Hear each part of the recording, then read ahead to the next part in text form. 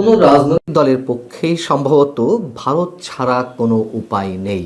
ভারতের সঙ্গে শেষমেশ জামাতেরও যে গোপন আঁতাত হচ্ছে তা অনেকখানি সম্ভবত প্রকাশ পেয়ে গেছে। দিনরাত, সারা দিন, সারা বছর যেসব রাজনৈতিক দল ভারত বিরোধিতাকেই তাদের রাজনৈতিক পুঁজি হিসেবে নিচ্ছে, সারা দিন রাত ভারতের বিষোদ্গার করছে, তারাও এখন ভারতের শরণাপন্ন হচ্ছে বা ভারত যা বলছে তাই শোনার চেষ্টা করছে, অথবা ভারতের আনুকূল্য চাইছে। যদি কেউ এমনটা মন্তব্য করে থাকেন, খুব বেশি কি ভুল হবে? বাংলাদেশের জামাতে ইসলামীর আমির ডাক্তার শফিকুর রহমান এবছর শুরুর দিকে ভারতের কয়েকজন কূটনীতিকের সঙ্গে বৈঠক করেছেন, বা ভারতের দুজন কূটনীতিক শফিকুর রহমানের সঙ্গে বৈঠক করেছেন, যেভাবে বলি না কেন, সেটি প্রকাশ পেয়ে গেছে বুধবার নিজের বাসভবনে বসে আন্তর্জাতিক বার্তা সংস্থা রয়টার্সকে যে সাক্ষাৎকার দিয়েছেন, সেই সাক্ষাৎকারের মধ্যে তার বক্তব্য থেকে এই বিষয়টি বের হয়ে এসেছে এবং এটি নিয়ে সারা দেশেই এখন ব্যাপক হইচই শুরু হয়েছে। জামাতের আমির রয়টার্সকে বলছিলেন যে অন্যান্য দেশের কূটনীতিকেরা যেমন প্রকাশ্যে তার সঙ্গে সৌজন্য সাক্ষাৎ করেন, ভারতীয় কূটনীতিক তেমনটি করেননি। মানে তিনি ভারতীয় কূটনীতিকের উপর দায় চাপিয়ে দিচ্ছেন যে ভারতীয় কর্মকর্তা বৈঠকটি গোপন রাখার জন্য অনুরোধ করেছিলেন।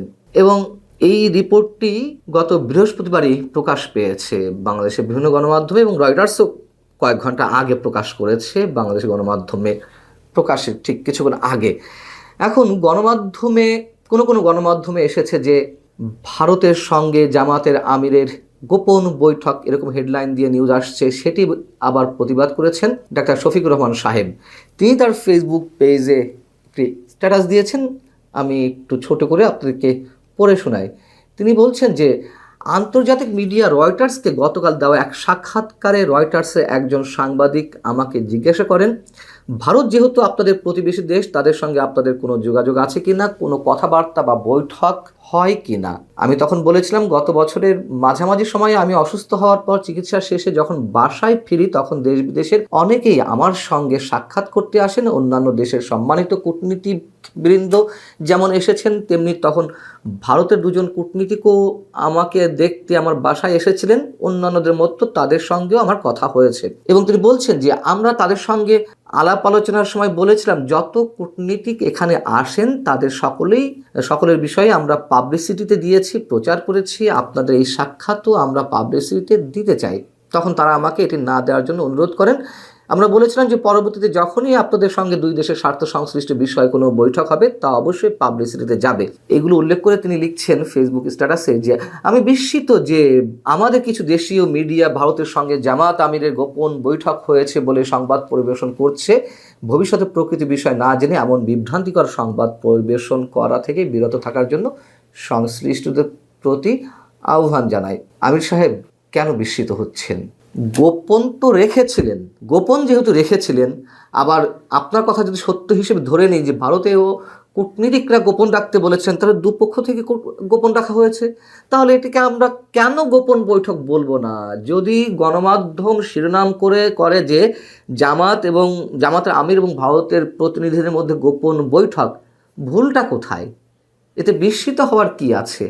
ভারতের কূটনীতিকরা তার সঙ্গে বৈঠক করতেই পারেন, এতে আমরা অস্বাভাবিক কিছু দেখি না। যে কোনো দেশের কূটনীতিকরাই জামাতের আমিরের সঙ্গে বা যে কোনো দলের প্রধানের সঙ্গে বৈঠক করতে পারেন। কিন্তু কেউ বৈঠক করে যদি কেউ গোপন রাখতে বলে, সেটি কেন রাখতে হবে?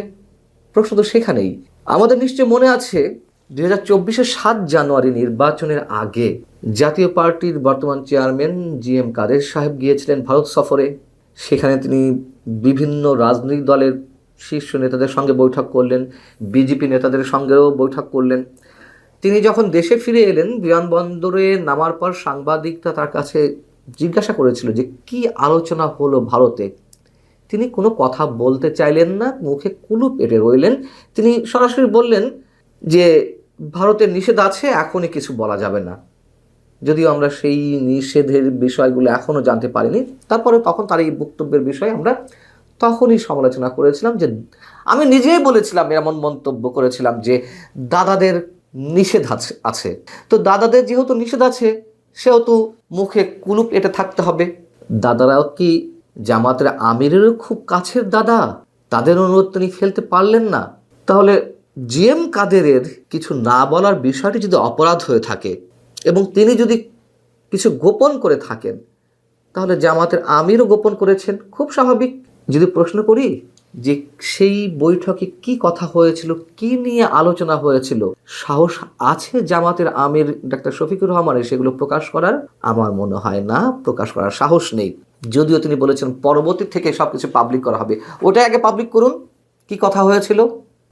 আবার জামাতের নেতৃত্ব মেনে নিয়ে যে এনসিপি জোটে গেছে, নির্বাচনী জোটে, এবং প্রথম থেকে বলা হচ্ছিল এটি জামাতের বি টিম, যাও সেগুলো তো প্রমাণ হয়ে যাচ্ছে, সব কিছু যা যা বলেছিল আমরা সব কিছু প্রমাণ হচ্ছে। সেই এনসিপির অন্যতম শীর্ষ নেতা সার্জিস আলম আবার জামাতের আমিরকে ডিফেন্ড করছেন। কত বড় জঘন্য বিষয়! মানে এদের রাজনীতির কোনো ধরনের নীতি, নৈতিকতা, আদর্শ বলতে কিছুই নেই। কিভাবে ডিফেন্ড করছেন? সার্জিস আলমও তার ফেসবুক স্ট্যাটাসে লিখছেন, জামাতের আমিরের সাথে ভারতীয় দুই কূটনীতিক বৈঠক করেন এবং সেই তথ্য পাবলিকলি না জানানোর কথা বলেন। জামাতের আমির প্রতিউত্তরে বলেন, দেশের স্বার্থ সংশ্লিষ্ট বিষয়ে আলোচনা হতেই পারে, এক্ষেত্রে গোপনীয়তার কিছু নেই এবং পরবর্তীতে আলোচনা হলে পাবলিকলি হতে হবে। এই তথ্য জামাতের আমির নিজেই সংবাদ সংস্থা রয়টার্সকে জানান, তারপর সেটা বাংলাদেশের মিডিয়ায় আসে। সরি, জামাতের আমির নিজ থেকে রয়টার্সকে জানায়নি। রয়টার্সের প্রশ্নের প্রেক্ষিতে জামাতের আমির স্বীকার করতে বাধ্য হয়েছেন। এটা জামাতের আমির নিজের থেকে জানাননি ভারতের বিষয়টা। রয়টার্সের প্রশ্নের প্রেক্ষিতে তিনি যদি স্বীকার না করতেন, তিনি ভালো করেই জানতেন যেটা সামহাউ ডিসক্লোজ হবে, তাদের হাতে প্রমাণ আছে বিধায় তারা এই প্রশ্নটা খুবই কনফিডেন্টলি করছে। এবং মিটিং হয়েছে, তো বৈঠক হয়েছে প্রায় বছরখানেক আগে। 1 বছর ধরে কেন লুকিয়ে রাখতে হলো শুধুমাত্র ভারতীয় কূটনীতিকদের অনুরোধের প্রেক্ষিতে? কি অদ্ভুত একটা বিষয়। এখন রয়টার্সের কাছে স্বীকার করতে তিনি বাধ্য হয়েছেন। বাধ্য না হয়ে কোনো উপায় নেই। সার্জিস আলম আরও বলছেন, আমাদের দেশের তথাকথিত দলকানা ব্যক্তি গোষ্ঠী দলীয় পারপাস সার্ভ করা কিছু মিডিয়া হাউস শিরোনাম করেছে জামাতের আমিরের সাথে ভারতের গোপন বৈঠক। এই হলো আমাদের দেশের মিডিয়ার অবস্থা। এই ছেলেরা এত সস্তা দরের কথাবার্তা বলে, মনে হচ্ছে রাজনীতির আদ্যপান্ত অ ক খ গ্রামার সব কিছু শিখে গেছে। মানে এই ধরনের সস্তা কথা বলে আবার আনুকূল্য পাওয়ার চেষ্টা করছে, এদের নিজেদের কোনো লাজ লজ্জা নেই।